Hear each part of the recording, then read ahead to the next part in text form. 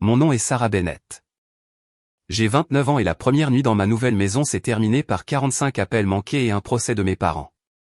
J'avais travaillé depuis l'âge de 16 ans, payé mes études, remboursé mes prêts étudiants sans demander un sou, et passé des années à constituer la compte pour un appartement de 2 chambres. Quand l'agent immobilier a placé les clés dans ma main, j'ai cru que j'avais enfin acheté ce que mon enfance ne m'avait jamais donné, la sécurité. 3 semaines plus tard, un huissier de justice m'a remis une plainte exigeant 70% de la valeur de ma maison. L'accusation à la page 4 m'a glacé les mains. Selon mes parents, j'avais volé l'avenir de ma sœur en achetant une propriété au lieu de financer ses études. Avant que je puisse finir de lire, mon téléphone a de nouveau sonné. Ma sœur cadette criait si fort que j'ai dû l'éloigner de mon oreille. Elle a dit que j'avais ruiné sa vie, qu'elle pourrait être forcée de quitter l'école, et que tout le monde savait que j'avais choisi une maison plutôt que ma propre famille. Derrière sa voix, je pouvais entendre mes parents lui souffler ces mots. Puis l'appel s'est terminé, et un autre a commencé. À minuit, ils avaient appelé 45 fois. Au matin, ils avaient publié en ligne que j'avais pris de l'argent destiné à ma sœur et construit mon bonheur sur leur sacrifice. Rien de tout cela n'était vrai, mais ils avaient engagé un avocat, déposé des documents au tribunal, et jeté un nuage juridique sur la maison que j'avais mis 13 ans à gagner. Je pensais que le procès était la pire chose qu'ils pouvaient faire. J'avais tort. Ce qu'ils ont soumis comme preuve menaçait ma carrière, ma réputation, et la seule personne dans la famille qui connaissait encore la vérité. Avant que je vous dise ce qu'ils ont soumis, et ce qui s'est passé quand je les ai finalement affrontés au tribunal, dites-moi, quelle heure est-il où vous êtes en ce moment, et d'où regardez-vous? Je veux voir jusqu'où cette histoire voyage. Le matin après avoir reçu la plainte, je me tenais devant la fenêtre de l'appartement et voyais mon reflet suspendu au-dessus d'un horizon que j'avais passé des années à essayer d'atteindre. Derrière moi se trouvaient des boîtes non ouvertes, une chaise pliante, et la cafetière bon marché que j'avais transportée à travers 3 appartements. C'était censé être le début de ma vie d'adulte. Au lieu de cela, chaque pièce semblait demander combien de temps elle resterait la mienne. Cette peur m'a ramené 13 ans en arrière, à un après-midi pluvieux où j'avais 16 ans et rentrais d'un gardiennage d'animaux dans une veste délavée. J'avais gagné $30 et prévoyais d'en cacher la plus grande partie dans une enveloppe pour l'université derrière ma commode. Quand je suis entré dans la cuisine, mon père Robert et ma mère Patricia donnaient à ma sœur de 8 ans, Lily, une nouvelle tablette et annonçaient sur haut-parleur quel était l'avenir de la famille Bennett. Puis Patricia a regardé mes vêtements trempés et m'a demandé si j'avais pensé à acheter du lait. Telle était la structure de notre famille. Lily était l'investissement. J'étais l'infrastructure. Elle recevait des leçons de piano, des programmes d'été, de nouveaux vêtements et des encouragements patients. Je recevais des discours sur la responsabilité. Mes parents avaient des emplois stables, mais l'argent n'apparaissait que lorsque Lily avait besoin de quelque chose d'impressionnant. Quand j'avais besoin de manuels scolaires ou de chaussures d'école, on me disait d'être réaliste. À 14 ans, j'ai commencé à faire le ménage pour une voisine âgée. À 16 ans, je travaillais le soir dans une boulangerie où le propriétaire m'a appris à suivre mes dépenses, à économiser de manière constante et à séparer les désirs des besoins. Mon premier chèque de paie était de $186 après impôt. J'imaginais ouvrir un compte d'épargne. Robert a posé une calculatrice sur la table de la cuisine et a annoncé que 30% de chaque chèque de paie irait aux dépenses du ménage. Je lui ai rappelé que j'avais 16 ans. Patricia a ri et a dit qu'il n'était jamais trop tôt pour apprendre que personne ne vous porte dans la vie. Quelques minutes plus tard, elle a transféré de l'argent pour le professeur de piano privé de Lily. J'ai payé parce que la Résistance produisait toujours une autre conférence sur la gratitude. Un mois plus tard, j'ai utilisé une partie d'un chèque de paie pour acheter un manteau d'hiver sur un portant de solde. Patricia a remarqué le sac de courses et m'a demandé pourquoi je gaspillais de l'argent alors que le costume de récital de Lily avait encore besoin de retouches. J'ai rendu le manteau le lendemain et je suis allé au travail avec l'ancien. Ce petit abandon m'a appris quelque chose de dangereux. Même l'argent que je gagnais ne me semblait pas moralement mien. Le plus dommageable n'était pas de perdre l'argent. C'était d'apprendre à me sentir coupable chaque fois que je gardais quelque chose pour moi. J'aimais Lily, ce qui rendait le ressentiment plus difficile. Elle n'avait pas conçu le système. Elle avait simplement été élevée à l'intérieur. Pourtant, je me demandais souvent pourquoi un enfant devait devenir plus petit pour qu'un autre puisse briller. Lors de ma dernière année de lycée, je travaillais à la boulangerie, prenais des services le week-end à la bibliothèque, et maintenait des notes suffisamment élevées pour des bourses. Je gardais mes économies secrètes parce que je savais que mes parents les renommeraient en urgence familiale. Quand une université d'État m'a offert une bourse académique partielle, Robert a averti que l'université était chère et Patricia a demandé qui remplacerait ma contribution mensuelle. Leur déception n'était pas que je puisse avoir des difficultés.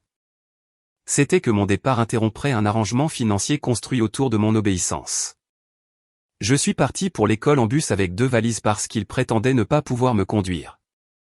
Lily m'a serré dans ses bras dans l'allée et a murmuré qu'elle voulait être courageuse comme moi.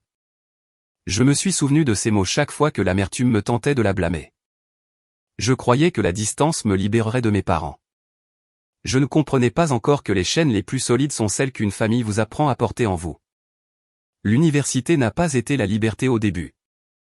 C'était la survie dans un endroit différent. J'assistais aux cours pendant la journée, servais des tables 5 soirs par semaine, et travaillais comme assistante d'enseignement chaque fois qu'un professeur avait besoin d'aide. Ma lampe de bureau restait allumée jusqu'à 3 heures du matin, et j'assignais à chaque dollar un but avant de le gagner. Ma bourse couvrait la plupart des frais de scolarité, mais pas tous. Alors, j'empruntais prudemment et traitais chaque prêt comme une urgence future. Pendant que d'autres étudiants planifiaient des vacances, je calculais si le remplacement de chaussures usées retarderait le loyer. Mes parents appelaient rarement, et chaque conversation devenait finalement une demande. Lily avait besoin d'un nouvel instrument. Un programme d'été nécessitait un acompte, ou la voiture familiale avait besoin de réparation. J'envoyais de l'argent plus souvent que je n'aurais dû parce qu'il formulait chaque demande comme un soutien pour ma sœur. Je me disais que je la protégeais de la pénurie que je connaissais. En réalité, j'apprenais à mes parents que la culpabilité ouvrait toujours mon compte en banque. La première fois que j'ai refusé, Patricia a dit que Lily pourrait perdre une opportunité qui pourrait changer sa vie et espérait que mon petit appartement bon marché en valait la peine. Robert m'a accusé d'oublier qui m'avait élevé. Après l'appel, j'ai bloqué les 2 numéros et j'ai pleuré sur le sol jusqu'au lever du soleil. Non pas parce que je croyais avoir tort, mais parce que me protéger ressemblait encore à une trahison. Quelque chose a changé après cette nuit. J'ai commencé à lire sur l'abus financier, la parentification et les familles organisées autour d'un enfant favorisé. J'ai appris qu'être nécessaire n'était pas la même chose qu'être aimé. Un professeur m'a recommandé pour un stage rémunéré dans une société de services financiers où mon superviseur, Marcus Lee, m'a confié un travail sérieux et a loué les résultats au lieu d'exiger des sacrifices. Ce simple respect a exposé le peu de reconnaissance que j'avais reçu à la maison. J'ai obtenu un diplôme en finance, de bonnes notes, et près de 40 000 $ de prêts étudiants. Personne de ma famille n'a assisté. Patricia a dit que le trajet n'était pas pratique et Robert a qualifié les cérémonies de symboliques. Lily a envoyé une excuse et a promis de célébrer plus tard. Debout parmi les familles en liesse, j'ai finalement cessé d'attendre que mes parents deviennent des personnes différentes. La mère d'un camarade de classe m'a trouvé seul après la cérémonie et a insisté pour prendre une photo avec moi afin que j'aie au moins une photo de la remise des diplômes. Elle m'a interrogé sur mes objectifs, a écouté la réponse, et a dit qu'elle était fière de moi. J'ai failli pleurer parce que sa gentillesse n'exigeait rien en retour. C'est à ce moment-là que j'ai compris à quel point la version du soutien de ma famille avait toujours été anormale. Marcus m'a aidé à obtenir un poste d'analyste à temps plein. J'ai loué un minuscule studio, acheté des meubles d'occasion, et créé un plan sur 5 ans, fonds d'urgence, remboursement de la dette, puis une maison. Chaque promotion est devenue une célébration privée, un livre, une plante, un bon couteau de cuisine. Pourtant, mes parents surveillaient chaque réussite en ligne. Quand j'ai publié une promotion, Robert a écrit « Maintenant, tu peux aider ta sœur correctement ». Quand j'ai remboursé un prêt, Patricia a envoyé un message « Ne te mets pas à l'aise ». Les années d'université de Lily arrivent. Mon succès n'a jamais été autorisé à m'appartenir. À 26 ans, j'ai remboursé tous mes prêts étudiants. La même semaine, mes parents ont exigé que j'aide à financer une université privée coûteuse pour Lily. J'ai proposé des bourses, un budget et des options plus abordables. Robert m'a dit de prendre un prêt personnel parce que la famille investit dans son avenir le plus brillant. J'ai demandé pourquoi la famille n'avait jamais investi dans le mien. Il a répondu « Tu as toujours été indépendante ». Cette phrase a mis fin à quelque chose. L'indépendance n'était pas un cadeau qu'ils avaient reconnu. C'était le nom qu'ils donnaient à l'abandon après que j'y ai survécu. J'ai refusé d'emprunter pour Lily et les ai de nouveau bloqués. Lily m'a contacté directement, disant qu'elle ne leur avait jamais demandé de me mettre la pression et que leurs attentes l'effrayaient aussi. Nous avons comparé les offres d'aide financière et elle a choisi une université d'État respectée. Pour la première fois, notre relation a commencé en dehors de la compétition que nos parents avaient créée. 3 ans plus tard, en tant qu'analyste principal, j'ai atteint le chiffre que j'avais écrit dans mon premier studio. Assez pour un acompte de 20%, les frais de clôture et une réserve d'urgence de 6 mois. J'ai discrètement commencé à chercher une maison. Je croyais que le secret protégerait cette étape importante. J'ai sous-estimé à quel point mes parents surveillaient. L'appartement était modeste. 2 chambres, une cuisine vieillissante, un balcon étroit, et assez de lumière matinale pour que le salon paraisse ouvert. Je l'aimais parce qu'il était sûr, abordable, et à moi. Le jour de la clôture, j'ai signé jusqu'à ce que mon poignet me fasse mal. Quand l'agent m'a tendu les clés, je les ai pressées dans ma paume et j'ai pensé à chaque service, chaque remboursement de prêt, et chaque fois que j'avais choisi un objectif futur plutôt qu'un confort temporaire. Je l'ai d'abord dit à Lily et lui ai demandé de ne pas en parler avant que je sois prête. 2 jours plus tard, Patricia a appelé et a dit qu'elle avait trouvé l'enregistrement de la propriété en ligne. Elle a exigé de savoir pourquoi j'avais acheté un bien immobilier sans en discuter avec la famille. Robert a appelé ensuite et a demandé combien d'argent j'avais utilisé. Quand j'ai refusé de répondre, ils ont traité ma vie privée comme une preuve que je leur cachais de l'argent. Contre toute attente, je les ai invités à une petite pendaison de crémaillère. J'espérais que la présence de collègues, de voisins et de Lily maintiendrait l'après-midi civilisé. Patricia a utilisé l'audience comme une scène. Elle a touché les armoires, critiqué le quartier, et a dit à un voisin, « C'est incroyable ce que quelqu'un peut se permettre quand elle n'aide pas sa famille. » Pendant le déjeuner, Robert a posé un dossier à côté de mon assiette. À l'intérieur se trouvaient les relevés de frais de scolarité de Lily, des estimations de logement, et une brochure de prêt sur valeur domiciliaire surlignée. Il a dit que son aide financière avait changé et que 22 000 $ étaient nécessaires pour l'année suivante. « Tu as une garantie maintenant, a-t-il dit. Cela résout le problème. » Je lui ai dit que ma maison n'était pas une ligne de crédit familiale. Patricia a élevé la voix et a demandé comment je pouvais être assise dans un nouvel appartement pendant que l'avenir de ma sœur s'effondrait. Lily a immédiatement dit qu'elle pouvait travailler, réduire sa charge de cours, ou demander plus d'aide. Patricia a rétorqué qu'elle ne devrait pas avoir à souffrir parce que j'avais choisi une propriété plutôt que la famille. Robert a annoncé que je devais un remboursement pour la nourriture, le logement, et le transport pendant mon enfance. Je lui ai rappelé qu'il avait pris 30% de mon salaire quand j'étais mineur. Patricia m'a accusé de tenir un registre secret contre mes propres parents. J'ai dit que je n'avais pas besoin d'un registre pour me souvenir de payer un loyer à 16 ans pendant qu'ils achetaient des leçons privées pour Lily. Alors Patricia a dit tout haut ce que tout le monde pensait tout bas. Lily était l'enfant avec un réel potentiel. Tu étais la pragmatique. Nous avons fait des choix basés sur cela. Mes collègues fixaient leurs assiettes. Lily avait l'air d'avoir enfin entendu le coup d'être la favorite. L'humiliation m'a éclairci les idées. J'ai ouvert la porte d'entrée et j'ai dit à mes parents de partir. Robert s'est arrêté sur le seuil et a dit, « Tu peux aider volontairement, ou nous pouvons te faire honorer ton obligation d'une autre manière. » Lily a essayé de rester, mais Patricia lui a saisi le bras et lui a ordonné de monter dans la voiture. Ce soir-là, Lily m'a appelé en criant. Elle a dit que j'avais détruit son éducation, choisi un appartement plutôt que son avenir, et humilié nos parents devant des étrangers. Les mots semblaient répétés, et derrière elle, je pouvais entendre Patricia la souffler pendant que Robert disait, « Dis-lui ce que cela va te coûter. » J'ai demandé à Lily si elle croyait vraiment que je lui devais ma maison. Elle est restée silencieuse, puis a mis fin à l'appel.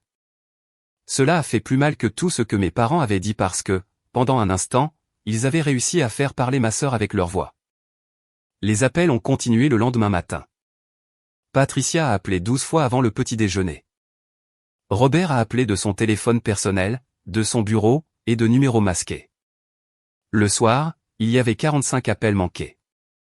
Ils ont publié dans le groupe familial élargi que j'avais bloqué les ressources familiales dans un appartement.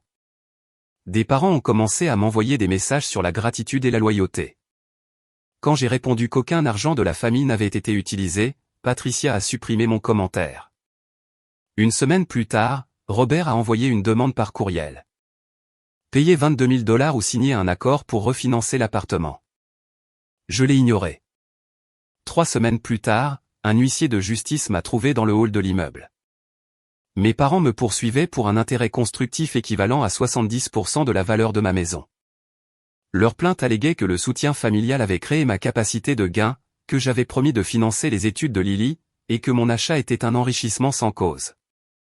En pièces jointes se trouvaient des virements bancaires sélectionnés, des messages tronqués, et une déclaration de Robert affirmant qu'une partie de mon acompte provenait d'un compte d'investissement familial. L'affirmation était fausse. Pire, il l'avait imprimé sur du papier en tête de sa compagnie d'assurance et utilisé son titre professionnel pour rendre le mensonge crédible. Cette nuit-là, j'ai parcouru l'appartement en imaginant un tribunal ordonnant sa vente. Je savais que la réclamation semblait absurde, mais la peur n'attend pas l'analyse juridique. Au matin, j'avais vérifié mon compte hypothécaire à plusieurs reprises et dormi moins d'1 heure. J'ai contacté Elena Ruiz, une avocate en droit civil recommandée par mon entreprise. Elle a lu la plainte 2 fois et a dit que mes parents n'avaient aucun droit automatique sur ma propriété ni l'autorité de forcer un frère ou une sœur adulte à en financer un autre. Cependant, comme ils alléguaient un accord verbal et une contribution familiale à l'acompte, nous devions répondre avec des preuves plutôt qu'avec de l'incrédulité. Ces honoraires ont consommé une partie douloureuse de mes économies d'urgence. Cet argent était destiné à une perte d'emploi, des réparations, ou une maladie. Au lieu de cela, je le dépensais pour défendre ma maison contre les personnes qui auraient dû la célébrer. Elena a demandé des déclarations de revenus, des relevés bancaires, des relevés de frais de scolarité, mon historique d'emploi, et chaque message concernant l'éducation de Lily. Au travail, je relisais les courriels 5 fois et faisais des erreurs que j'aurais normalement repérées. Patricia a étendu sa campagne sur les réseaux sociaux, décrivant un enfant adulte qui a bénéficié du sacrifice familial et a abandonné sa jeune sœur. Elle a évité mon nom complet mais a inclus suffisamment de détails pour que les gens puissent m'identifier. Des inconnus m'ont envoyé des messages disant que je devrais avoir honte.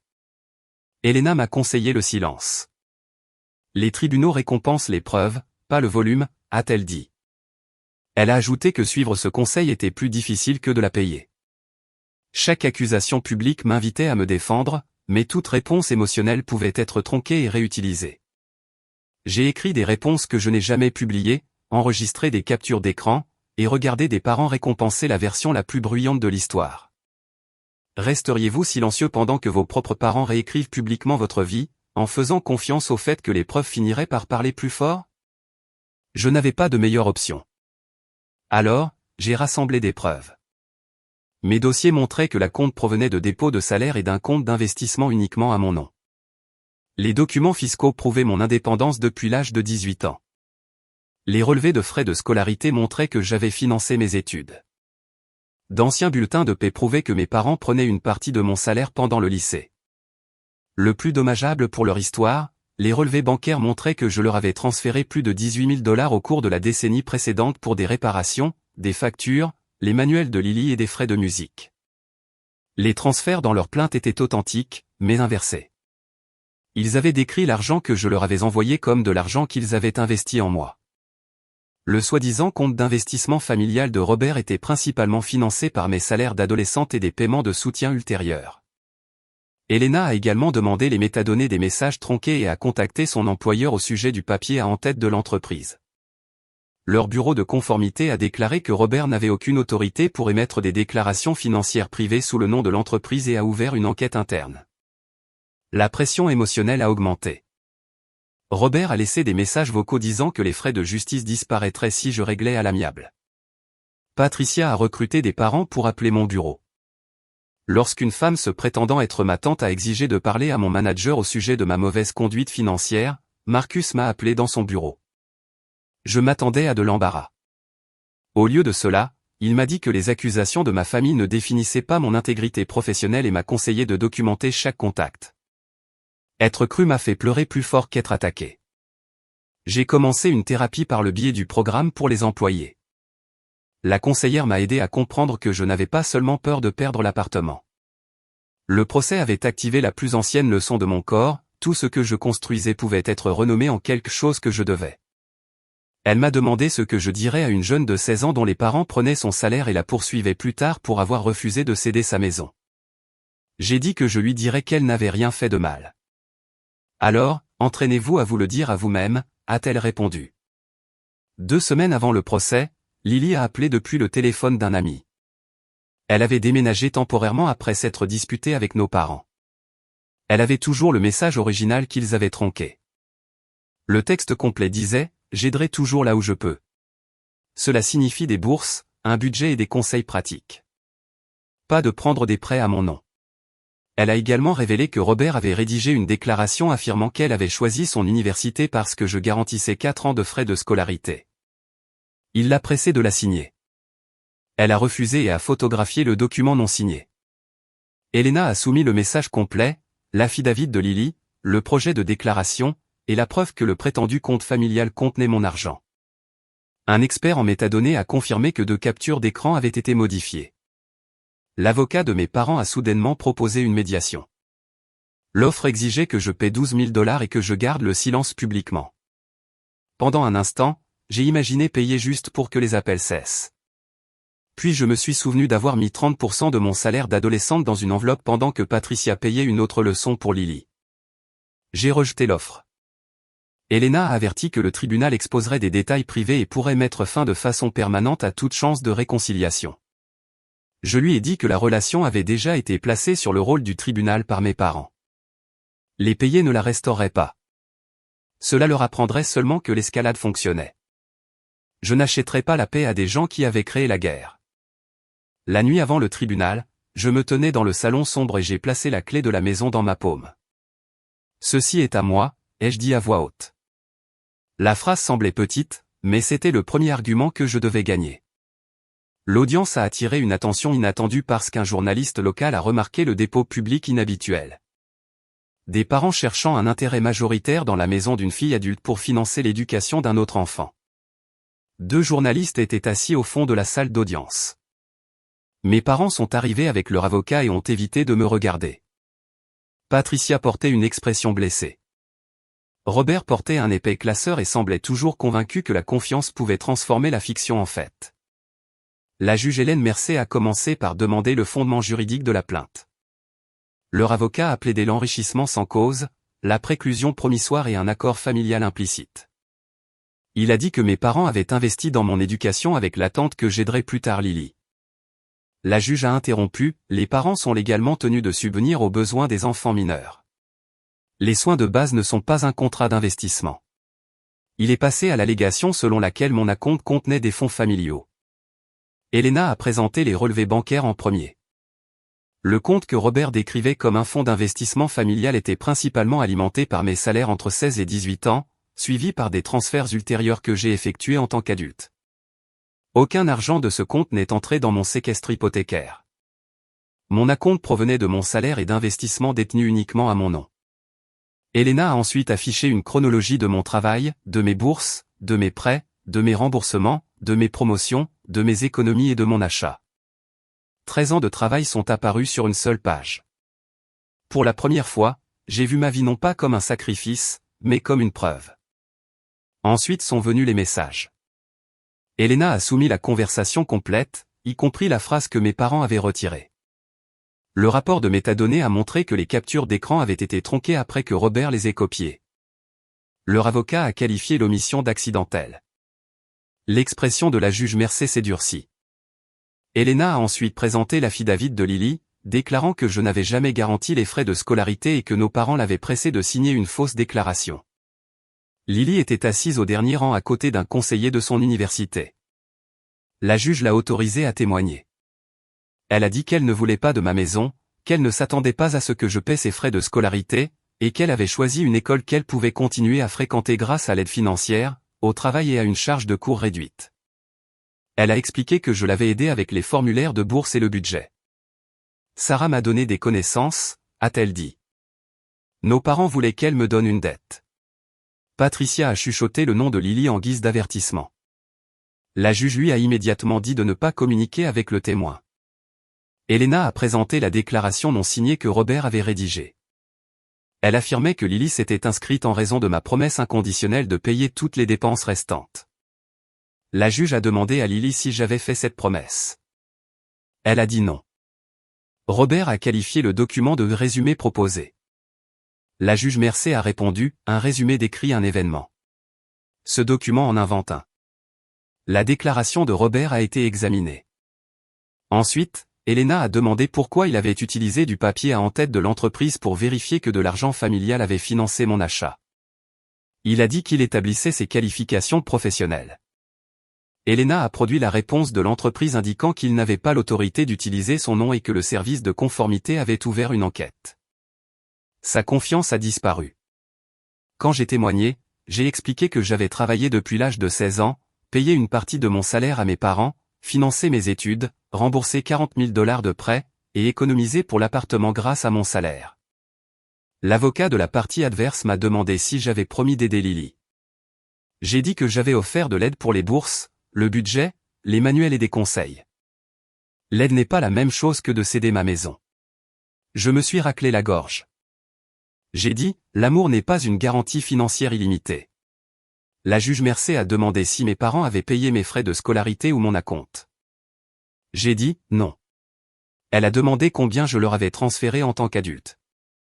Elena a fourni le total, 18 460 $.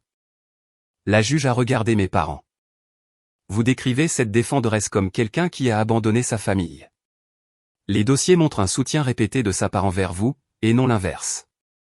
L'avocat de la partie adverse a fait un dernier appel à l'équité entre sœurs. La juge Mercé a répondu, les tribunaux n'égalisent pas les frères et sœurs en confisquant la propriété d'un adulte pour financer un autre. Les tribunaux ne convertissent pas non plus la déception parentale en un privilège. Après une suspension de séance, elle a rejeté chaque demande avec préjudice, a ordonné le retrait immédiat de l'avis placé contre ma maison, et a statué que le procès manquait d'un fondement factuel raisonnable. Elle a ordonné à mes parents de rembourser mes frais de justice documentés et a autorisé Elena à demander des sanctions supplémentaires pour dépôt de documents trompeurs. Puis elle s'est adressée à eux directement. À l'extérieur de la salle d'audience, un journaliste a demandé à mes parents si les enfants adultes devaient un remboursement pour avoir été élevés. Robert est passé sans répondre. Patricia s'est couvert le visage. Je n'ai rien dit. Lily s'est arrêtée à côté des journalistes et a dit, « Ma sœur n'a pas volé mon avenir. Elle m'a montré comment en construire un. » Cette phrase est devenue le titre le lendemain matin. Les conséquences sont arrivées rapidement. L'employeur de Robert l'a mis en congé administratif pour utilisation non autorisée du papier à en-tête de l'entreprise et l'a ensuite retiré de son poste de superviseur après un examen de conformité. Il a gardé son emploi mais a perdu l'autorité et le statut qu'il appréciait. Les collègues de Patricia et ses contacts communautaires ont vu l'article et ses accusations publiques.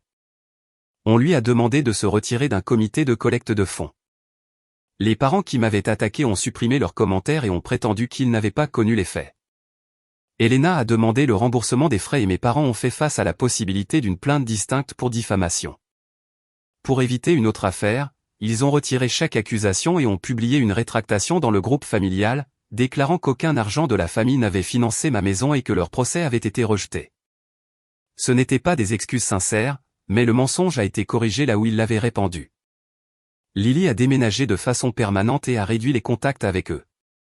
Elle a trouvé un travail à temps partiel et a ajusté son horaire de cours. Mes parents sont allés au tribunal en prétendant qu'ils protégeaient son avenir. Au lieu de cela, ils ont perdu l'accès quotidien à leurs 2 filles, une somme substantielle en frais de justice, la position professionnelle de Robert, la position sociale de Patricia, et l'image de la famille qu'ils avaient protégée à nos dépens.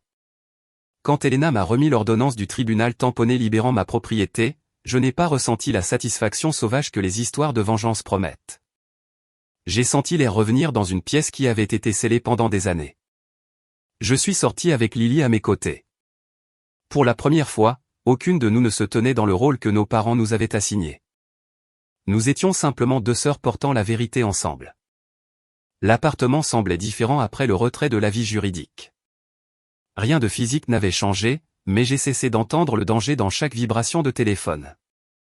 J'ai peint la 2e chambre, acheté un vrai canapé, et placé l'ordonnance du tribunal dans un tiroir.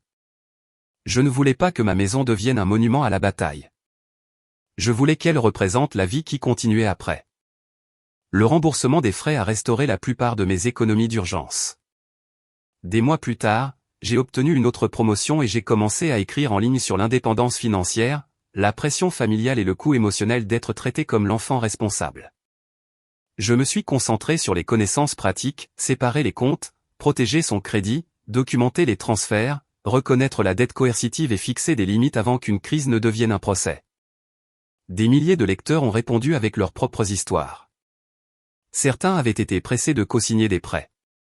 D'autres avaient soutenu des parents pendant des années et étaient toujours traités d'égoïstes la première fois qu'ils disaient non. La communauté ne célébrait pas la vengeance pour elle-même. Elle partageait l'éducation, les connaissances, les modèles et les avertissements pour que les gens puissent se protéger avant que la manipulation ne devienne un dommage financier. Mon appartement est devenu l'arrière-plan de ces conversations, non pas comme un symbole de richesse, mais comme la preuve que la stabilité peut être construite sans permission. Lily et moi avons reconstruit notre relation lentement. Elle a géré son propre budget, travaillé à temps partiel et a obtenu son diplôme un semestre plus tard que prévu. Quand elle a reçu son diplôme, j'étais dans le public. Nos parents n'y étaient pas. Elle m'a dit plus tard, « Tu ne m'as pas sauvé en payant. Tu m'as sauvé en refusant de les laisser faire de moi une raison de te détruire. » Patricia a finalement demandé une rencontre. Elle a imputé le procès à la peur et à la panique. Je lui ai dit que la panique ne trompe pas les messages, ne rédige pas de fausses déclarations, ni n'utilise abusivement du papier à en-tête professionnel. Des choix ont fait cela. J'ai expliqué que toute relation future nécessitait une thérapie, une responsabilité directe et aucune demande financière. Elle a qualifié ces conditions de froides. Je lui ai dit que c'étaient les conditions les plus chaleureuses que je pouvais offrir en toute sécurité. Robert ne s'est jamais excusé en privé. Sa rétractation publique est restée ce qu'il a fait de plus proche. La perte de son rôle de superviseur l'a mis en colère plus que la perte de contact avec ses deux filles, et cette vérité a confirmé pourquoi la distance était nécessaire. Patricia a assisté à plusieurs séances de conseil, mais les progrès étaient inconstants. J'ai cessé de mesurer la guérison par leur changement et j'ai commencé à la mesurer par le fait que leur choix contrôlait encore ou non ma paix. 1 an après l'achat de l'appartement, j'ai organisé un petit dîner. Lily, Marcus, des amis et des voisins ont rempli les pièces que mes parents avaient critiquées. Personne n'a demandé ce que ma maison pouvait financer pour eux. Ils ont apporté de la nourriture, des histoires et des rires. Debout dans la cuisine, je me suis souvenu de Patricia qualifiant l'appartement de monument à l'égoïsme. Elle avait tort. C'était une frontière rendue visible. L'argent gagné par votre propre travail n'est pas une dette que vous devez pour être né. L'éducation et la connaissance peuvent aider une personne à construire son indépendance. Mais aucune leçon n'importe plus que de comprendre où la responsabilité se termine et où la manipulation commence. Les frontières ne sont pas de la cruauté. Elles sont le prix de la liberté et parfois la seule réponse que les gens respectent après avoir ignoré toutes les plus douces. Alors, où devrait se terminer l'obligation familiale?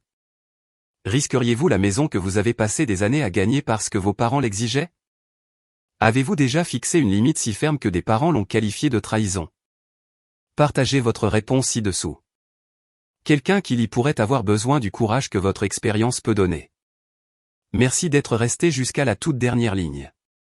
Tous les personnages et situations sont fictifs et créés uniquement à des fins de divertissement, de réflexion et d'éducation. Nous espérons que cela vous rappelle que votre valeur n'est pas mesurée par la durée pendant laquelle vous pouvez endurer la douleur de personnes qui auraient dû vous protéger. La force peut aussi signifier choisir de vivre avant de vous perdre complètement.